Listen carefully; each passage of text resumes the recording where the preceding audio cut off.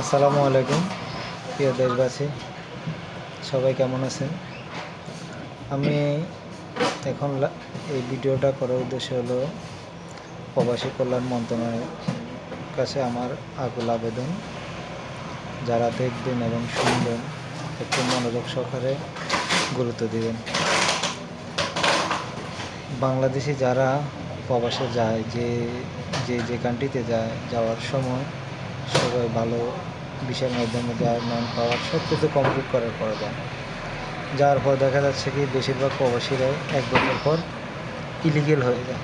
Illegal কেন হয়ে যায় এগুলো আপনারা একটু তথ্য নেবেন, এই প্রসঙ্গে এগুলো আপনারা কাজ করবেন। ইভেন আপনারা রেমিডেন্স ভালোভাবে রিসিভ করতে পারবেন, প্রবাসীরাও আরও ভালো সহনশীলভাবে রেমিডেন্স পাঠাতে আরও উদ্যোগ নেবে।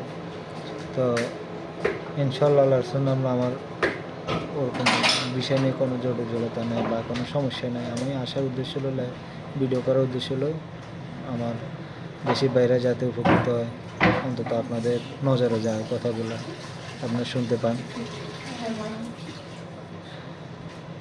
প্রবাসে আসার সময় যাতে করে হয়রানি না হয় এবং এয়ারপোর্টে যাতে করে প্রবাসীরা হয়রানি না হয়, এবং প্রত্যেকটা কান্ট্রি থেকে প্রবাসের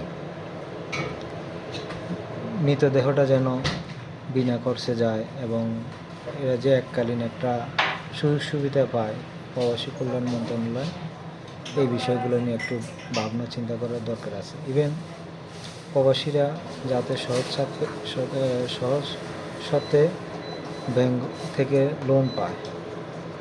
লোন নিতে গেলে ব্যাংকে অনেক ঝামেলা, যার 10,000 টাকা বেতন বা 20,000 টাকা বেতন প্রবাসের মাটিতে, এই যদি 20,000 টাকা সুন্দরভাবে চালাইতে পারে তাকে ওই হিসাবে একটা লোন দিতে পারবে, কোনো হয়রানিমূলক ছাড়া, সহজ শর্তে। কেননা আমরা প্রবাসের মাটিতে আমরা লোন পাইয়ে থাকি, তাহলে আমাদের দেশের মাটিতে আমরা লোন পাইব না কেন? তো আপনারা এই জিনিসগুলো একটু সহজভাবে করার চেষ্টা করবেন যাতে করে হয়রানি না হয়। প্রবাসী কল্যাণ নামে একটা ব্যাংক আছে, ওখানে অনেক লোক অনেক কাগজপত্র চায়, অনেক কিছু ঘোরাঘুরি করার পরে লাস্টে পরবর্তীতে 5,000 10,000 টাকা দিলে লোনটা পাস হতে, যাতে করে এরকম কিছু না লাগে আপনারা সহজতে লোন দিবেন, যাতে করে সুন্দর মতো তারা লোনটা পরিশোধ করতে পারে। এবং যে পরিশোধ করার অ্যাবিলিটি যার কাছে আছে তাকে দেখে শুনে ওই লোনটা দেন। আপনারা সুন্দরভাবে লোনটা বন্টন করেন, তখন প্রবাসীরা আরও উদ্বুদ্ধ হবে ব্যাংকের মাধ্যমে সঠিক পথে টাকা পাঠাবে। এখন আমরা শুধু দিতেই থাকবো, আপনাদের থেকে কিছু পাবো না, তাহলে আমরা দিবটা কেন? তো গিভ অ্যান্ড টেক এরকম হতে হবে, তাহলে যাই সবাই উদ্বুদ্ধ হবে, প্রফুল্ল হয়ে ব্যাংকের মাধ্যমে রেমিটেন্স পাঠাবে, যাতে করে বাংলাদেশটা আরও এগিয়ে নিয়ে যেতে পারেন আপনারা।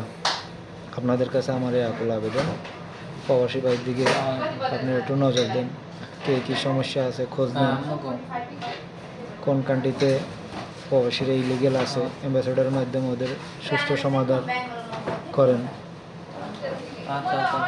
প্রবাসীদেরকে নিয়ে আপনারা কাজ করেন, প্রবাসীরা আপনাদের কাজ করবে ইনশাল্লাহ। কথা দিলাম, আমি যেখানে আছি এখানে আমার সকল ভাই বন্ধু সবার বলবো ব্যাংকের মাধ্যমে টাকা পাঠাইতে, যাতে হুন্ডিতে টাকা না পাঠায়, বাংলাদেশ সুন্দর এগিয়ে যায়।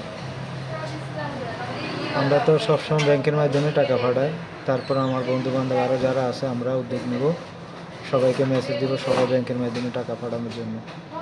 তো যেমন আমরা আপনাদের জন্য কিছু করতে চাই, আপনাদের কথা মাথায় রেখে আপনারা একটু আমাদের কথা মাথায় নেন, একটু আমল নেন, প্রবাসীর দিকে একটু খেয়াল রাখেন, দেখবেন আপনারা এগিয়ে নিয়ে যেতে পারবেন।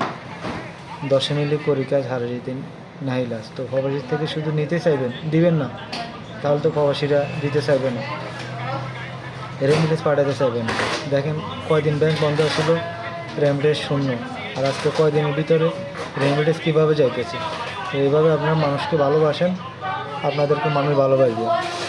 আপনারা প্রবাসীর প্রতি খেয়াল রাখেন, তারাও আপনাদের প্রতি খেয়াল রাখবে। সবাই সবার প্রতি সহানুভূতি জাগান, মনোবল বাড়ান, মানুষের প্রতি মানুষের যথার্থ মূল্য যা হয় তার মূল্য দেন। ইনশাল্লাহ সবাই মিলে দেশটা সুন্দর করতে পারেন। তো আমার কথাটা যদি কারো কোথাও কোনো খারাপ লাগে, ভুল হয়ে থাকে, ক্ষমার সুন্দর দৃষ্টিতে দেখবেন। আমি আমার ব্যক্তিগত স্বার্থের জন্য কোনো কিছু বলতেছি না। ইনশাল্লাহ আমার এমন কোনো ইয়েও নেই যে আমি আমার ব্যক্তিগত স্বার্থ হাসিলের জন্য বলতেছি। আমার ব্যক্তিগত কোনো স্বার্থ নাই। আমি চাই সব প্রবাসীরা রেমিটেন্স পাঠায়, ব্যাংকের মাধ্যমে টাকা পাঠায়, যেমন বাংলাদেশ টাকা আরও সাপোর্ট দিতে পারি।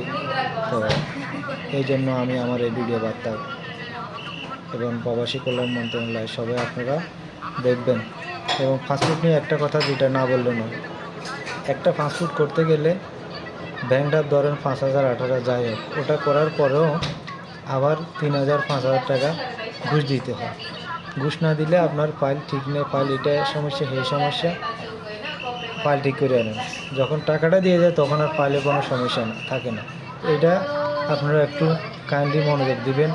পাসপোর্ট বানানো হইতে প্রবাসী আসা পর্যন্ত যাতে করে একটা প্রবাসী কোনো হয়রানি না হয়, সে পক্ষে আপনারা কাজ করেন। আমরা আপনাদের জন্য কাজ করবো রেমিটেন্স পাঠিয়ে। আপনারা প্রবাসীরা আসার সময় হইতে আসা পর্যন্ত আপনারা একটু নজর দেন। প্রত্যেকটা কান্ট্রিতে অ্যাম্বাসেডর আছে, অ্যাম্বাসেডর মাধ্যমে প্রবাসীদের কী সমস্যা হইতেছে এগুলো একটু গুরুত্ব সহকারে আপনারা দেখেন। অন্য দেশের প্রবাসীদের কোনো সমস্যা হলে অ্যাম্বাসেডর সাথে সাথে যায়, বাংলাদেশিদের ওরকম কিছু তাড়াতাড়ি পাই না, এবং কি ওরকম কোনো জোরালো ভূমিকা পাওয়া যায় না। অনেক প্রবাসী অনেক দিন রাতে মরার পরে ডেড বডিও নেওয়ার ব্যবস্থা থাকে না টাকার অভাবে। তো আপনারা সহজ শর্তে ইউএস বাংলা যেই এয়ারলাইন্সগুলো আছে, ইউএস বাংলা এয়ারলাইন্স যেই এয়ারলাইন্সগুলো আছে, সবার প্রতি আপনারা এই মেসেজগুলো দেবেন, এই সিস্টেমগুলো করবেন যাতে করে প্রবাসীর ডেড বডি বিনা খরচে দেশে পাঠাতে পারে এবং প্রবাসীরা মারা গেলে এককালে কোনো সুবিধা পায়। ইভেন অনেক দিন পর্যন্ত একটা প্রবাসী লোক কাজ করার পরে দেশে যায় যে কিছু করতে পারে বা কিছু পায়, এরকম কিছু আপনারা উদ্যোগ নেন, প্রবাসীরা আরও ভালোভাবে আপনাদের জন্য ব্যাংকের মাধ্যমে রেমিটেন্স পাঠাবে। ইনশাল্লাহ সবাই ভালো থাকুন, সুস্থ থাকুন।